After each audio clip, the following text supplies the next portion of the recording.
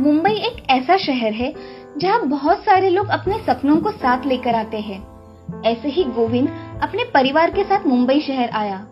शहर आने के बाद सबसे पहला काम उसने रहने के लिए घर ढूंढा और दूसरे दिन खुद काम ढूंढने घर से बाहर निकला।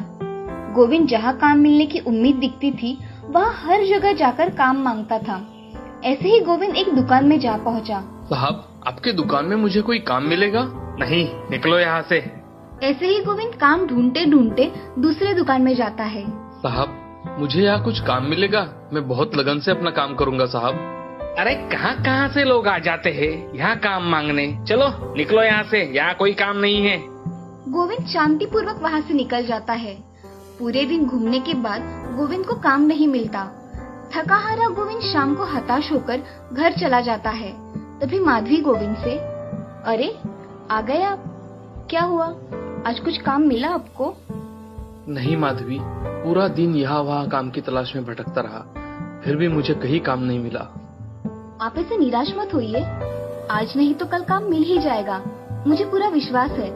चलो खाना खा लो अब। गोविंद और माधवी खाना खाकर सो जाते हैं। अगली सुबह गोविंद जल्दी उठकर फिर से काम की तलाश में निकल पड़ता है। साहब, मुझे यहाँ कुछ काम मिलेगा? मैं बहुत लगन से अपना काम करूँगा साहब। साफ सफाई का काम करोगे? जी बिल्कुल साहब, आप जो कहे वो सब काम मैं कर लूँगा। ठीक है, आज से ही तुम काम शुरू कर दो, मैं तुम्हें महीने के 6,000 रुपए दूंगा। गोविंद बहुत खुश हुआ और अपने काम में लग गया। शाम को काम खत्म करके गोविंद घर की ओर निकल पड़ा। घर जाकर गोविंद माधवी को आवाज लगाता है, माधवी, माधवी, सुनती हो? आज मुझे काम मिल गया है, अब सब ठीक हो जाएगा। परिवार को खुश रखने का जरिया मुझे मिल गया है। अरे ये बड़ी खुशी की बात है। माँ बाबा अपने साथ यहाँ आते तो वो भी खुश होते। हाँ बिल्कुल खुश होते। चलो अब जल्दी खाना परोसो, बहुत भूख लगी है और कल मुझे जल्दी काम पर भी तो जाना पड़ेगा। जी अभी लाई। दोनों खाना खाकर सो जाते हैं।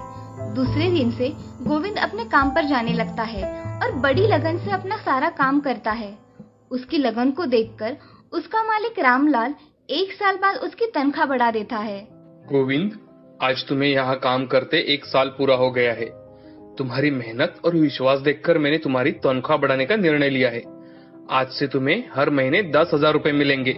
धन्यवाद सेठ जी, मैं आपका बहुत आभारी हूँ। गोविंद अपना काम खत्म कर घर की ओर निकल पड़ता है। रास्ते में वो बच्चे के लिए मिठाई लेने की सोचता है।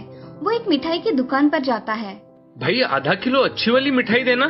हाँ अभी देता हूँ। मिठाई लेकर गोविंद घर जाता है। माधवी, अरे ओ माधवी, कहाँ हो भाग्यवान, जल्दी आओ, आज मैं बहुत खुश हूँ। जी क्या बात है, आप इतने खुश हो, जरा मुझे भी तो बताओ। माधवी, आज से मुझे हर महीने 10,000 रुपए पगार मिलेगी। ये तो सच में बहुत खुशी की बात है। तभी गोविंद अपने बेटे राम को आवाज लगाता है। राम, अरे बेटे कहाँ हो, देखो मैं तुम्हारे लिए क्या लाया हूँ। राम दौड़कर गोविंद के पास आता है। बाबा, आप मेरे लिए मिठाई लाए हैं? हुर्रे! रात को सब खुशी खुशी खाना खाकर सो जाते हैं। ऐसे ही दिन बीत जाते हैं। गोविंद का काम अच्छे से चल रहा था। 5-6 महीने बाद एक दिन गोविंद काम पर लोगों को सामान देते वक्त कोरोना की बातें सुनता है। अरे भाई, ये कोरोना क्या है और लॉकडाउन होने वाला है मतलब? अरे काका, ये फैलने वाली बहुत खराब बीमारी है। गोविंद घर जाकर लॉकडाउन के बारे में माधवी को बताता है। माधवी, अगर लॉकडाउन लग गया तो हमारा क्या होगा? आप चिंता मत करो, सब ठीक हो जाएगा। 2-4 दिन बाद लॉकडाउन की घोषणा होती है और सब कुछ बंद हो जाता है। लॉकडाउन के कारण गोविंद अब घर से बाहर नहीं निकल पाता। अब गोविंद के पास जितने भी जमा किए हुए पैसे थे सब खत्म हो गए थे।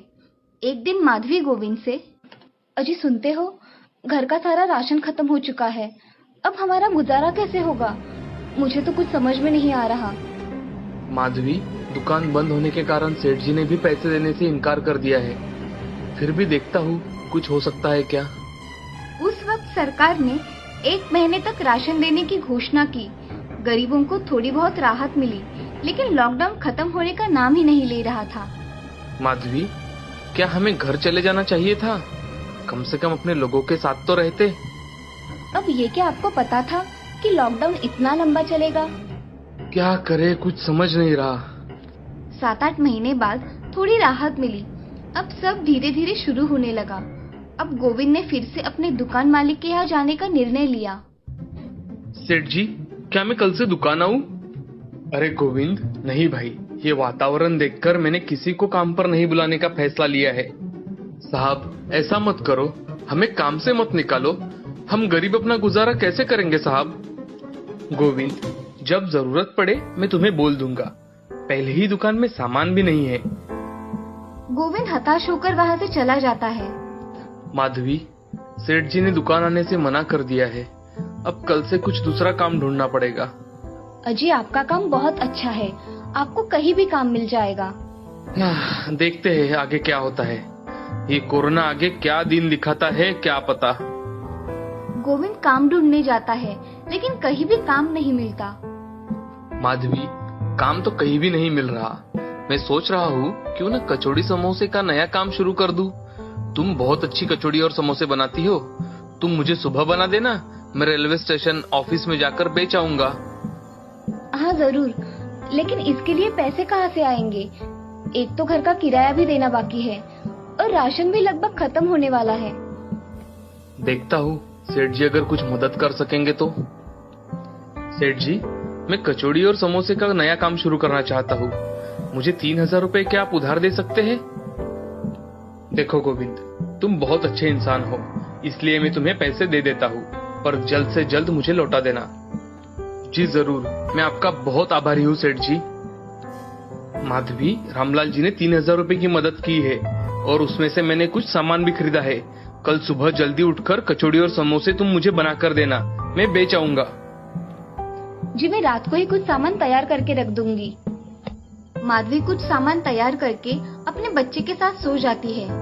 गोविंद रात भर सोचता रहता है और दूसरे दिन माधवी जल्दी उठकर कचौरी और समोसा बनाना शुरू करती है। गोविंद उसमें उसकी मदद करता है। सब तैयार होने के बाद गोविंद कचौरी और समोसे लेकर बेचने के लिए निकल पड़ता है। गर्मा गर्म कचौड़ी समोसे ले लो, गर्मा गर्म कचौड़ी। गोविंद पूरे दिन मेहनत करता है, लेकिन लोग डर के मारे कुछ भी बाहर का सामान खरीदना नहीं चाहते थे। उस कारण सबका सब सामान जैसे का वैसा खराब हो जाता है। अब वो बहुत परेशान होता है, लेकिन फिर भी अपनी हिम्मत नहीं छोड़ता।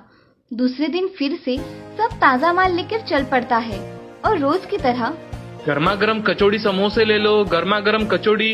और जैसे तैसे उसका धंधा शुरू हो जाता है। माधवी, आज मैं बहुत खुश हूँ। आज पहली बार हमारा सारा सामान खत्म हुआ। काफी अच्छा मुनाफा भी मिला है। ये तो बहुत खुशी की बात है। धीरे धीरे गोविंद का व्यापार अच्छा चलने लगता है और उसे अब अच्छा मुनाफा भी होने लगा था। अब गोविंद घर का किराया भी चुका देता है और सेठ जी से लिए हुए पैसे भी उनको लौटाने के लिए उनकी दुकान पर जाता है। सेठ जी, आपने मुझे जो पैसे उधार दिए थे वो लौटाने आया हूँ। बहुत अच्छे गोविंद, तुम बहुत अच्छे इंसान हो। गोविंद को उधारी रखना पसंद नहीं था, इस कारण उसने मेहनत करके अपनी उधारी दे दी थी। सब ठीक हो रहा था, लेकिन कुछ दिन बीतने के बाद जब गोविंद अपने काम पर फिर से वापस गया हुआ था, वहाँ पर कुछ लोग बातें कर रहे थे कि शायद फिर से लॉकडाउन शुरू होने वाला है। वो ये सब बातें सुनकर रेलवे स्टेशन जा पहुँचता है। वहाँ पर भी लोग ऐसे ही बातें कर रहे थे। गोविंद अपना काम जल्दी जल्दी खत्म करके अपने घर जाता है। माधवी, आज मैंने फिर से वही लॉकडाउन की बातें सुनी कि शायद फिर से लॉकडाउन शुरू होने वाला है। हे भगवान, अगर फिर से लॉकडाउन शुरू हुआ तो हमारा क्या होगा? मुझे लगता है हमें अपने गांव जल्द ही वापस जाना चाहिए। दूसरे दिन गोविंद टिकट लेने रेलवे स्टेशन जा पहुंचता है। वहाँ उसे श्यामलाल मिलता है। दोनों एक ही गांव के रहने वाले थे। कैसे हो श्यामलाल? और यहाँ कैसे? क्या करूँ गोविंद, लॉकडाउन के बाद कुछ काम भी नहीं मिला और फिर से लॉकडाउन की बातें सुनी तो गांव जाने के लिए टिकट निकालने आया हूँ। कतार देखकर डर लग रहा है कि इस बार भी मैं जा पाऊंगा या नहीं। तुम यहाँ कैसे हो भाई? मैं भी गांव जाना चाहता हूँ। लॉकडाउन में बहुत परेशानियाँ होती है भाई। गोविंद टिकट ना मिलने पर हताश होकर घर वापस आ जाता है और 2 दिन में ही फिर से लॉकडाउन की घोषणा हो जाती है। माधवी, इस बार कुछ भी हो हम अपने गांव जरूर वापस जाएंगे। कम से कम भूख के कारण रोना तो नहीं पड़ेगा। खेती करेंगे और माँ बाबा के साथ सुकून की जिंदगी बिताएंगे गांव में। आपकी बात तो ठीक है, पर हम गांव कैसे जा सकते हैं? हमारा गांव तो यहाँ से 1500 मील पर है। अगर वाहन नहीं मिला तो ना सही, पैदल ही जाएंगे, पर जाएंगे ही हम। सुबह जल्दी निकलेंगे ताकि गर्मी से पहले कुछ मील तो जा पाएंगे। अपने साथ कुछ खाने का सामान ले लो, 7-8 दिन तक हम खा सके ऐसा। राशन तो घर पर थोड़ा ही है, उसमें से जो बनता है वो बना लेती हूँ। मैं बाहर होकर आता हूँ। गोविंद बाहर चला जाता है और आते वक्त कुछ बिस्किट लेकर आता है। उसका बेटा ये देखकर बहुत खुश होता है कि पापा बिस्किट लेकर आए हैं। तब गोविंद उसे गांव जाने के बारे में बोलता है। गोविंद का बेटा खुश हो जाता है। बाबा हम कब गाँव जाएंगे? बहुत जल्दी बेटा।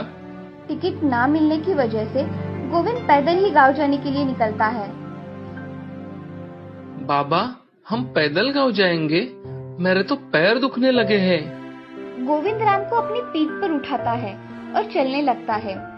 रास्ते में जहाँ जगह मिले वहाँ आराम करते हैं और फिर चलने लगते थे। साथ लाया खाना भी खत्म होने लगा था।